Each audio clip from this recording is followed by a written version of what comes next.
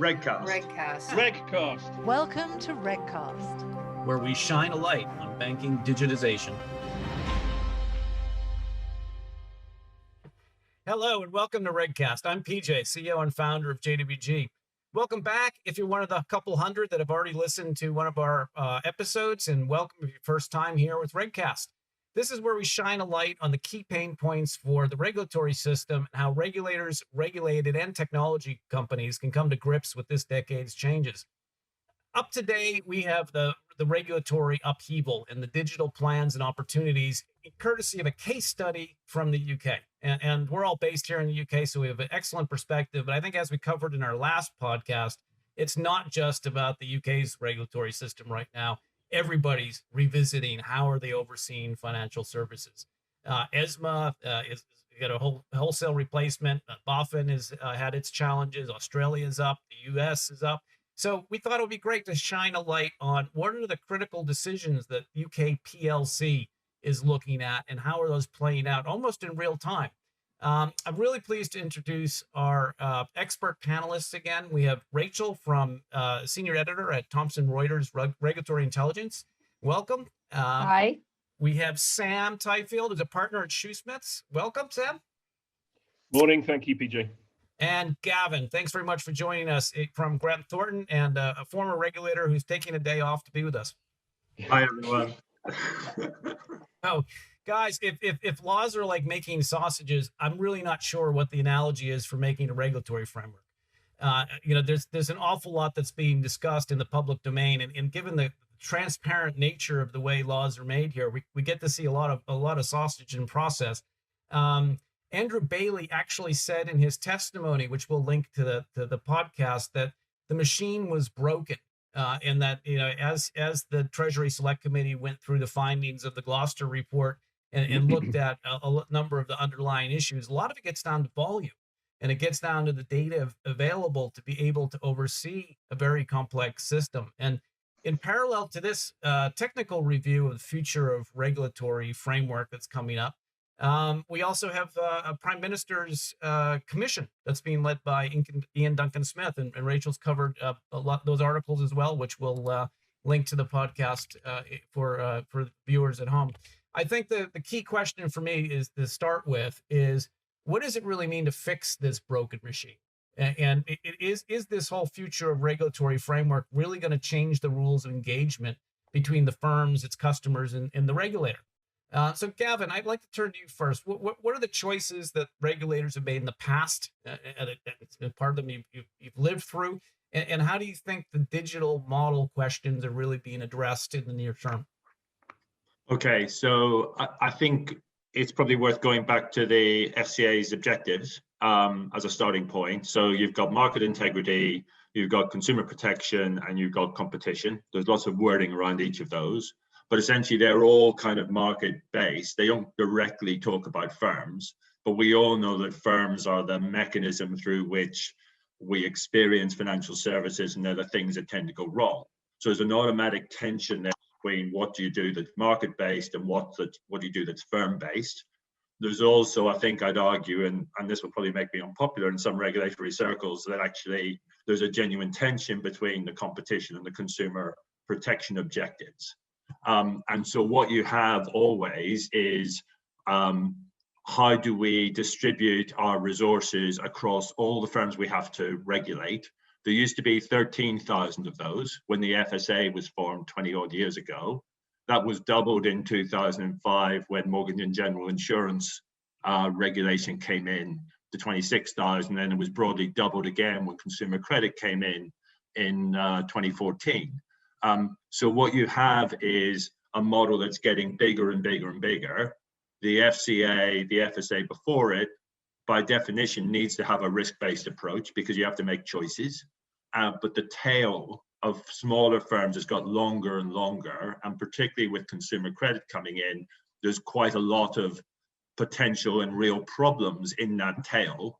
And it's very hard to spot and deal with those problems effectively if you don't have great systems, which we know the FCA and neither did the FSA. The FCA doesn't have. That's plain from the testimony.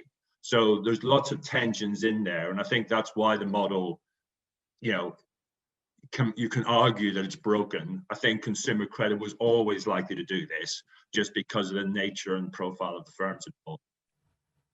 Yeah, great point. And I think we touched on this at the last podcast in terms of that swing of market oversight, especially with all the Reddit punters out there and people piling into GameStop. Sam, from your, I remember you arguing quite convincingly that the retail was actually going to be getting a lot more focus in the future. What do you think this expansion of the regulatory framework means? I think it means that we need more than one regulator. The one regulator model doesn't work, and I'm a regular and vocal critic of the FCA, but in actual fact, I don't think the system as such is, or the machine as such is broken. It's just not fit for purpose. Most of these firms that are regulated by the FCA will be help desk managed. They don't have individual contact managers who understand their business and to whom or with which they can make contact and say, can I just run something past you? I've got an issue. I've got a problem. It's 99+%.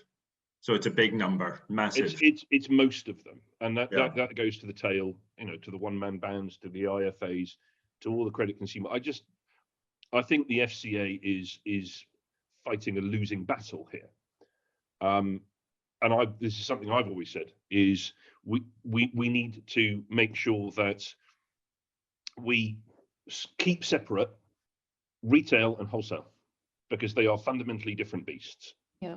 And depending on how you slice it or where you slice it, one regulator gets the wholesale boys and girls, and one or more regulators get retail, consumer credits, peer-to-peer lending, all IFAs, all of them, what Gavin refers to eloquently as the tail. That's a huge statement. What's your view, and do you, based on all the things you've been covering the last few years within the FCA and their change programs, does that make sense to you? Well, I having more than one regulator is something that has crossed my mind over the last couple of months. You see in the States, for example, they have loads of different regulators and they're pretty effective. So you've got the Consumer Finance Protection Bureau that covers all the kind of consumer credit, consumer financing angles, and they do a huge amount of enforcement and redress, even under the Trump administration, and I expect that to be ramped up. You've got the SEC, the CFTC, you've got the DOJ, the OCC. They're all very active regulators out there, being pretty aggressive with firms and getting a lot done. Back to the UK, I don't know if that's a model for the UK. I do wonder if more regulators makes more problems. Well, there's the potential for people to fall through the cracks. Yeah. We've had in the US is, are you under the CFT or under the SEC? And if neither claims jurisdiction over you, then you're with no one.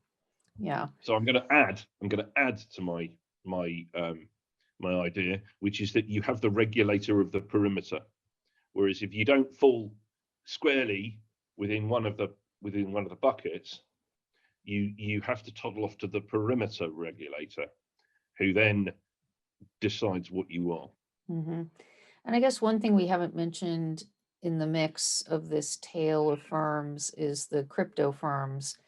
I don't think there are a huge amount of them at the moment who are actually FCA authorized, but I think that's a real knowledge gap that's could potentially pose a problem down the line. But just in terms of whether the FCA can manage this long tail of firms or supervise this long tail of firms, they've had tools at their disposal over the years that haven't been massively effective. One was the FCA register, where there were a lot of mistakes. People would go to look at look up a firm and they couldn't find it, or the information was outdated. So that was a problem, and they redid that. I can't remember if we touched on this in the last podcast, but there's this whole process they've had about information gathering during the pandemic, sending out an email survey to firms to gauge their financial resilience. This is sort of an add-on to, or a supplement to what had been the Gabriel regulatory reporting system, to allow them to gather more real-time information. And this is something that Gavin and I have spoken about kind of off camera. And that hasn't been hugely effective. A lot of people didn't respond, including 1,500 credit firms, consumer credit firms that Gavin highlighted. And also they've had a problem implementing the Reg Data platform, which is the replacement to the Gabriel, which is sucking in all the regulatory reports from this long tail of firms. I don't know how that's been going, but it's only halfway rolled out, is my impression. So the Gabriel system and the Reg Data system are running simultaneously at the moment. And of course, Rachel, the one of the Gloucester report recommendations was all about how to get a completely new system in, right, and to be able to get that on supervisors' desks. And I guess I wanted to turn to Gavin here, because I guess from your perspective, Gavin, I mean, that's always been a bugbear, right? Getting supervisors to be more data centric and operating in an environment where they need these controls. I mean, are we, based on what we're hearing in all these consultations and the papers being written, are we fundamentally flying blind into a post-COVID economy here? I mean, do we have the data we need to be able to manage this as a regulator? Well, I don't think it's any worse than it has been previously. So there's always been when supervisors ask firms to report, that's a snapshot in time. It gets cleaned up, sent to the regulator. So you're already looking at historical reporting. So when you want to go deeper as a regulator, you talk to the firms directly, you get real-time management information. Sometimes you ask them for specific bits, specific things you're interested in. Supervisors on the whole prefer to look at the MI the firms produce themselves, because they can have better conversations with the senior management, because the CEO and the chair and so on will recognize that data. Whereas if you present them with reporting data that's come into you, quite often it's defined differently, it looks different, they don't recognize it, and you waste time. So, I mean, we've talked about digital reg reporting and greater precision and things that are, machine readable and executable and so on. And I think that would change the whole landscape, because you'd have much more precision, you'd have much less of an apples and oranges problem, and so on and so forth. But we are a long way from that. Yeah. So what happens in a crisis is that the supervisors talk to the firms much more actively and much more frequently. I think I completely agree with that. I just wonder whether we could even make it even more useful by focusing the machine readable, I don't want to call it a tick box, but no, definitely don't call it that. It's not a tick box, but essentially, if you have to have a yes or no binary answer to something in order to produce a useful result, you don't have a free field, because a free field is interpretable. Then we should focus our attention on which firms or which groups of firms should be providing machine readable responses to regulatory surveillance, and those which need a free field. I'm going to wave the flag of wholesale versus retail again, and referring back to a conversation that we've had offline about identifying risk. Now, usually, Gavin, as you have said correctly, risk is usually identified with size.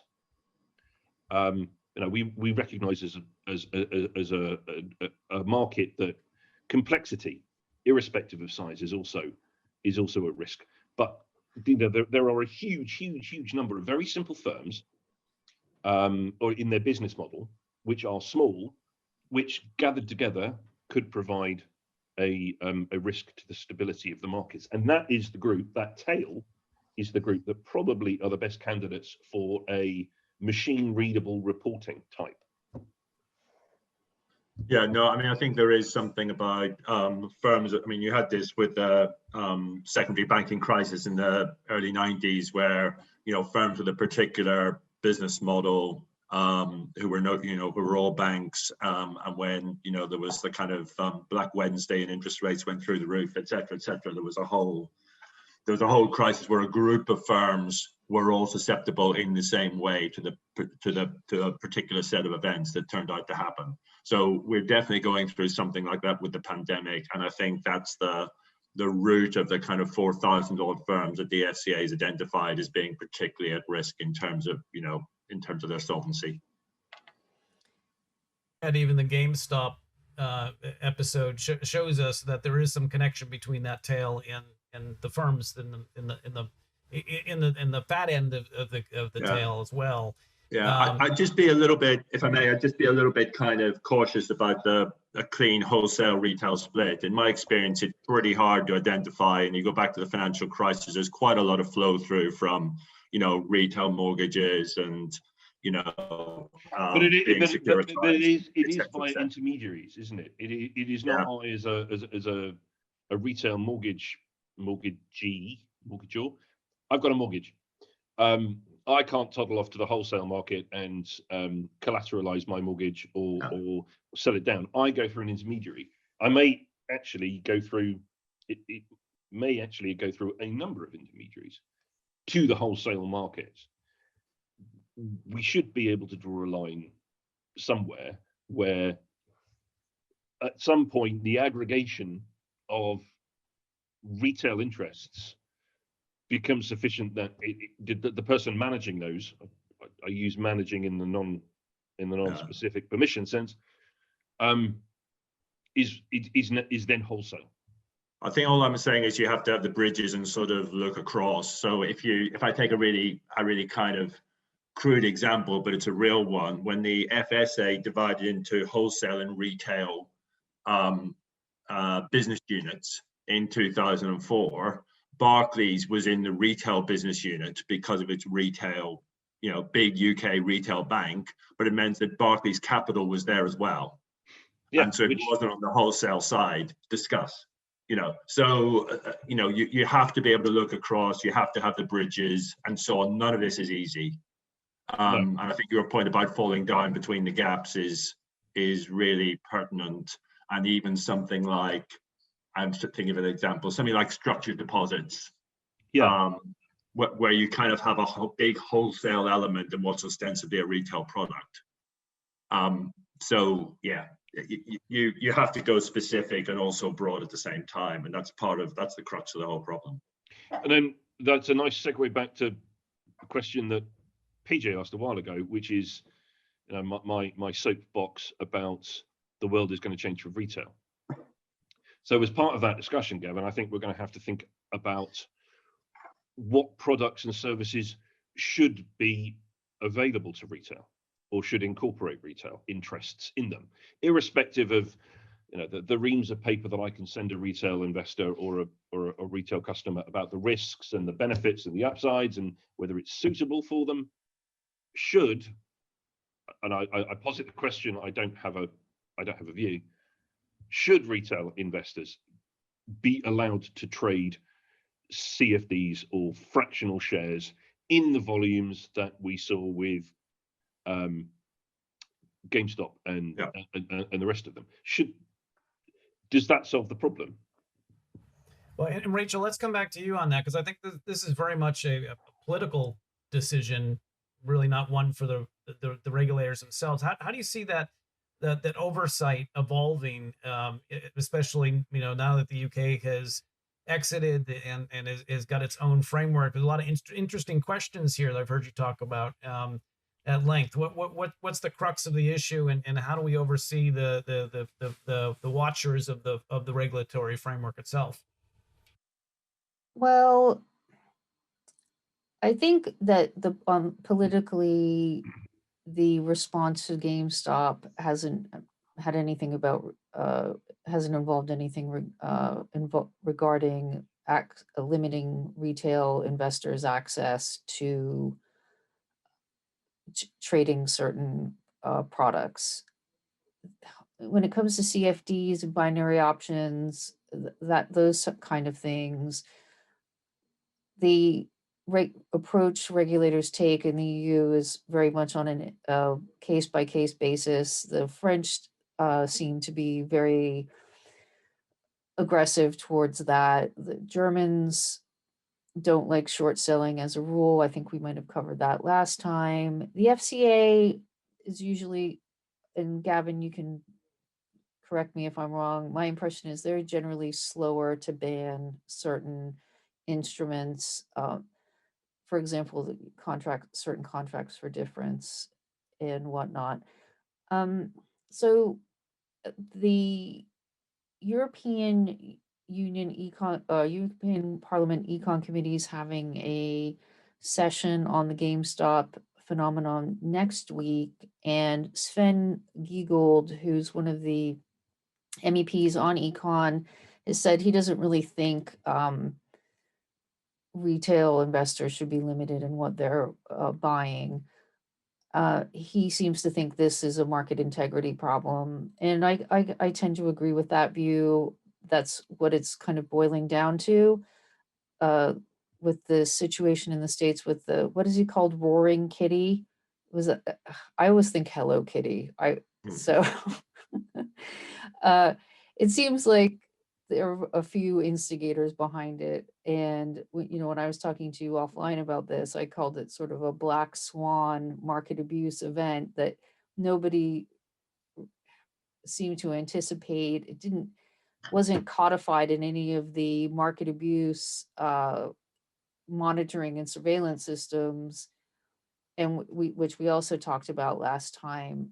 I think it's a difficult one, and as I also said offline, I think some of these people in the States will be going to jail for market manipulation.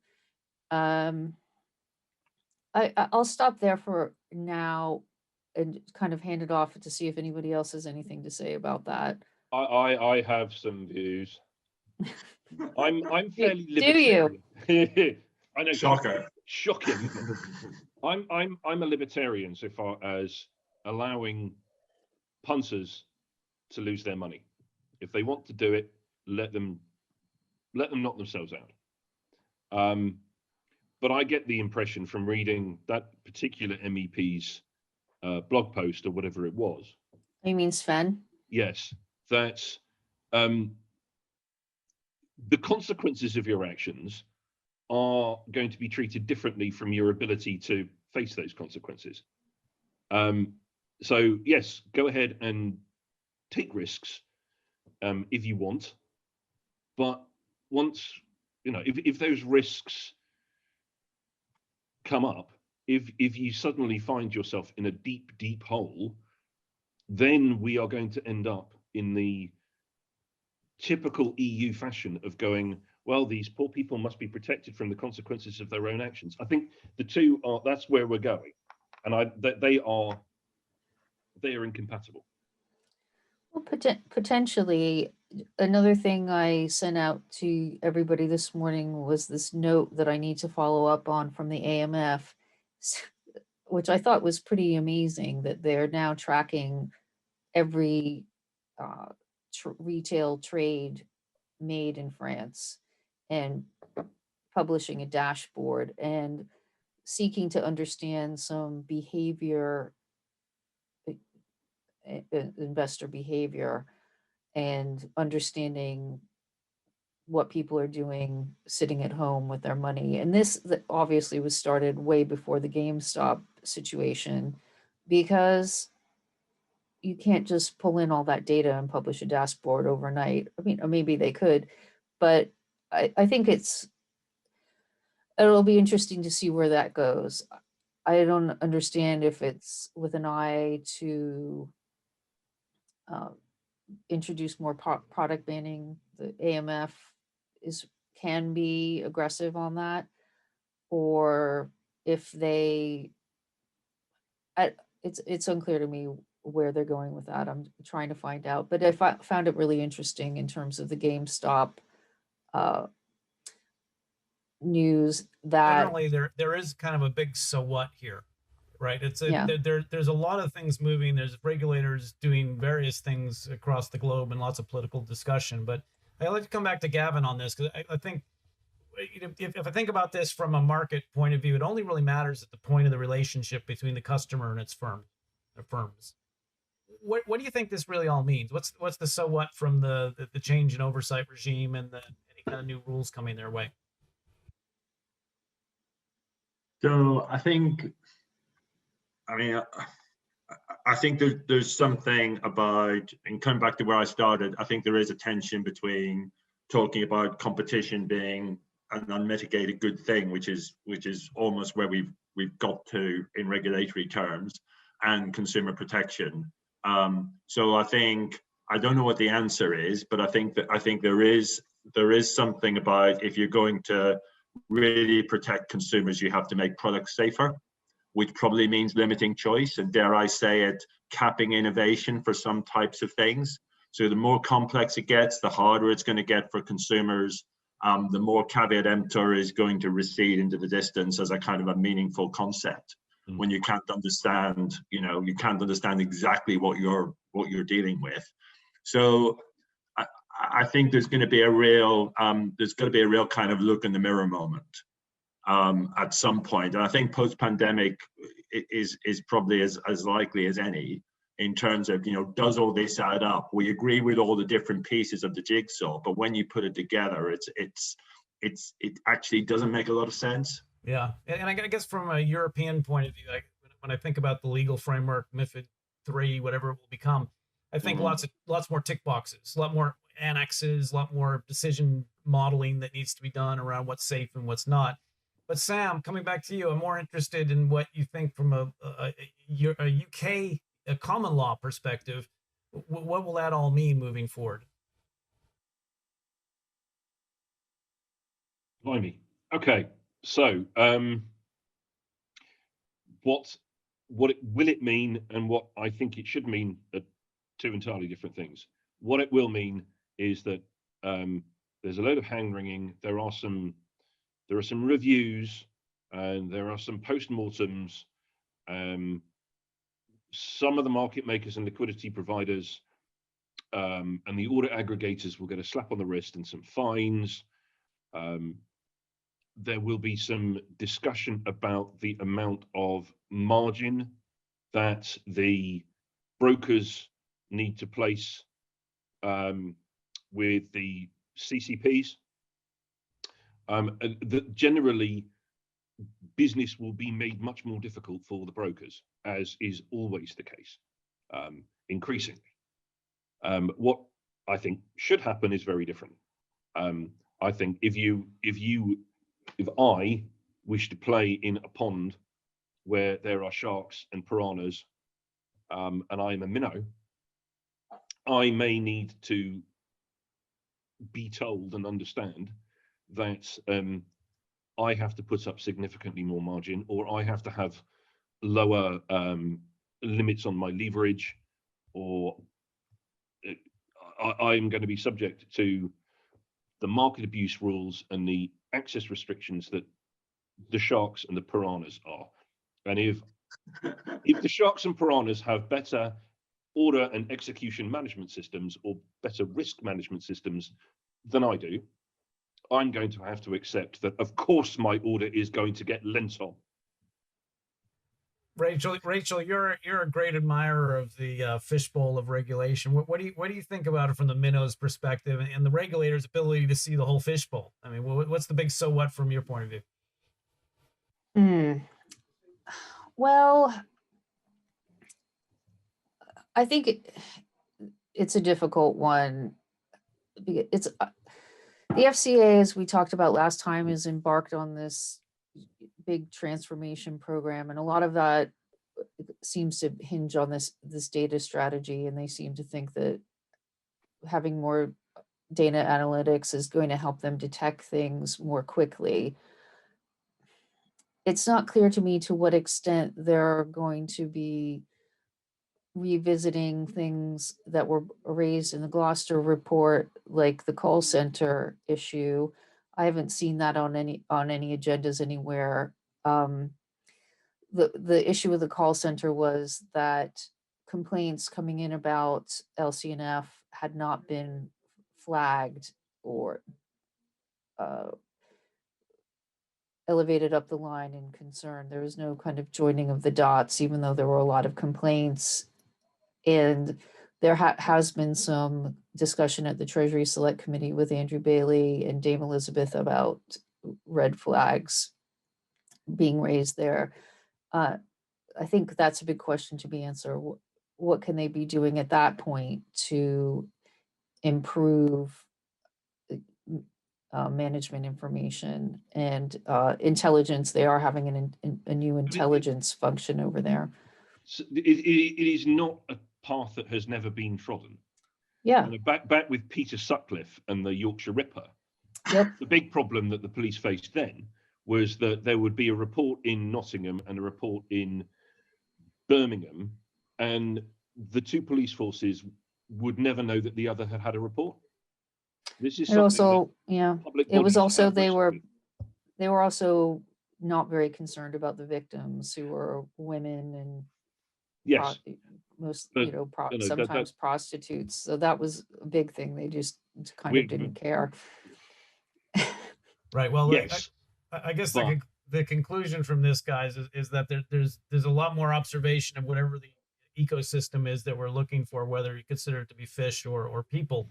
But ultimately, I think that takes us to an excellent landing point. So thank you all very, very much for your review of our UK sausage making or review process, whatever we're going through now. Incredibly enlightening. I think next time, what we're going to come back to is this whole discussion of what really GameStop is going to mean then. And Rachel mentioned one of the hearings in Europe. There's also another hearing going on in the US, and Andrew Bailey even had some stuff to say about GameStop. So I think we need to circle back on that in the optic of the accountability and conduct and culture and supervision, which maybe take us a bit closer to the way the firms are looking at it. But I thank you all for listening. It's been a fantastic conversation, as ever, hard to land in half an hour. Thank you for listening, and please subscribe to RegCast. They will magically make its way to whatever audio service you use. So go ahead and sign up, and thank you all. Looking forward to catching up soon. Take care. Thank you. Thank you. You can download the podcast via Spotify, Apple, and Google.